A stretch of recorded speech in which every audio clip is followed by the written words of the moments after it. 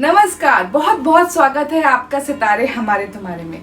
आज हम बात करेंगे आपकी समस्याओं की। हमारी फोन लाइन्स रात्रि 12 बजे तक खुली हैं। पर कार्यक्रम शुरू करने से पहले हम आपको याद दिलाना चाहते हैं कि अगर आप हमें फोन कर रहे हैं तो अपने टीवी का वॉल्यूम थोड़ा सा कम कर लें, और अगर आप ड्राइव कर रहे हैं तो प्लीज बाजू में पार्क करके ही बात करें। चलिए शुरू करते हैं।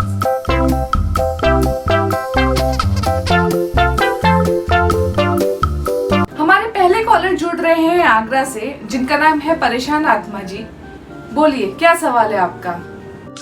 मैडम, मैं आपको पिछले 3 साल से एक ही बात के लिए फोन कर रहा कि मैं इंजीनियर बनना चाहता हूँ और मैं 3 साल से बन नहीं पा रहा। मेरी अभी परचून की दुकान है, बताओ मैं क्या बहुत बहुत धन्यवाद परेशान आत्मा जी आपके सवाल का। अंतरिक्ष में जो बड़े बड़े गैसेस के मासेस हैं, जो सन के चक्कर काट रहे हैं, जो वैक्यूम में घूम रहे हैं, वो हर वक्त यही सोचते रहते हैं कि आगरा में बैठे हुए परेशान आत्मा जी को कैसे परेशान किया जाए। तो उसके लिए हम आपको कुछ सॉल्यूशन बताते हैं। उपाय के तौर पे हम आपको बोलेंगे कि प्रयत्न करते रहें, प्रयत्न करना कभी ना छोड़ें, और अपने 4 साल के बच्चे को कोडिंग ना सिखाएं। वो बहुत ही घातक साबित हो सकता है। कहते हैं ना, आइडेंटिफाई योर थ्रेट्स।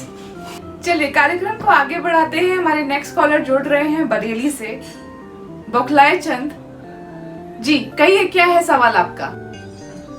मैडम, मैं ना शादी करना चाहता हूँ, मेरे घर वाले भी तैयार हैं और मैं ना 25 साल का नौजवान हूँ। मेरी सरकारी बैंक में कार्यरत हूँ और पेंशन के लिए भी एलिजिबल हूँ।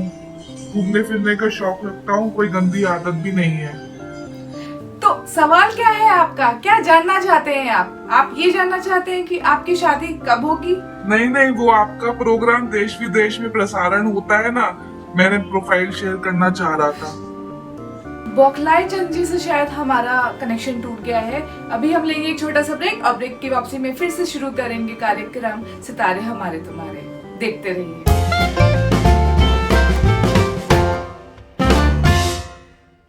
ब्रेक के बाद एक बार फिर आपका स्वागत है सितारे हमारे तुम्हारे में। हमारे नेक्स्ट कॉलर जुड़ रहे हैं दिलवालों की दिल्ली से।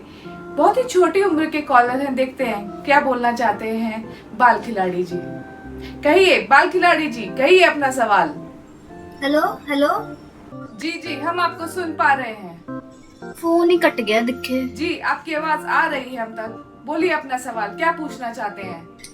मैडम, मेरे एग्जाम शुरू है परसों से और मैंने पूरे साल बहुत ही तफरी काटी है, तो मेरी तैयारी तो हुई को ना। तो आप ही बता दो अब मैं क्या करूं ताकि मैं एग्जाम को पास कर लूं।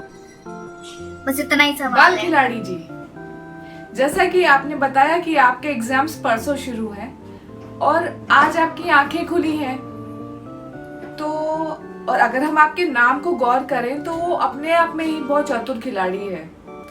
तो इन सब चीजों को लेके हम आपको कुछ उपाय देंगे, कुछ समाधान देंगे। आप जरा गौर से सुनिए।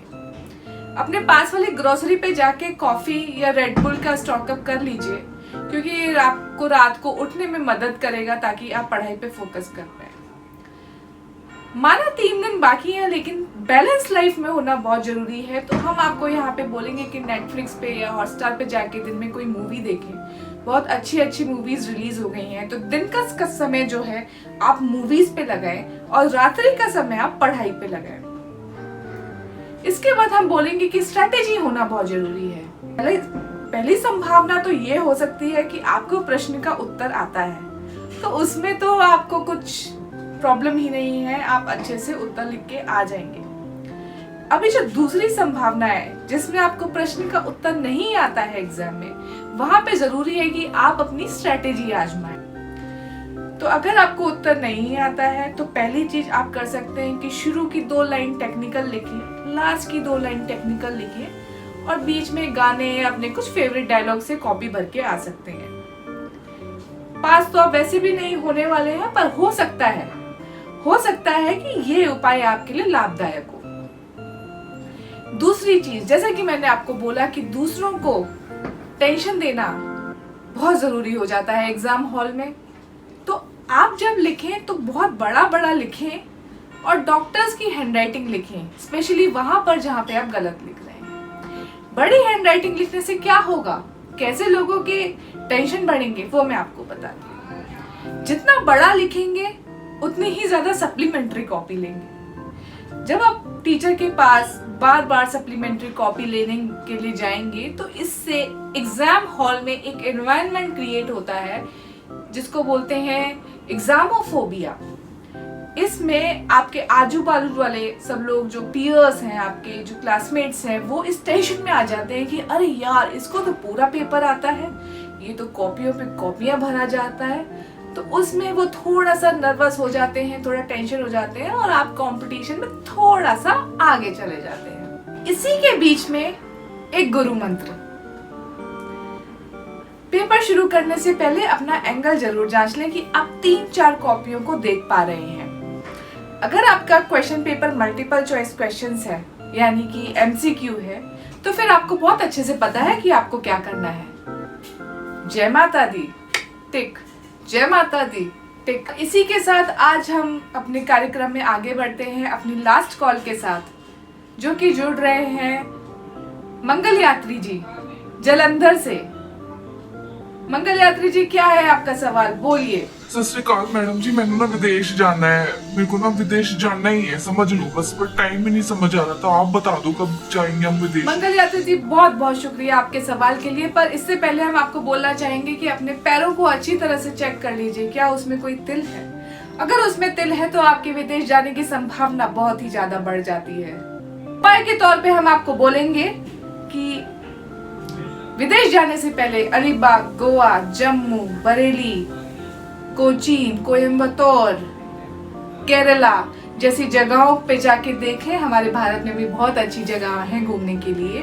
फिर उसके बाद ही विदेश जाने की कल्पना करें।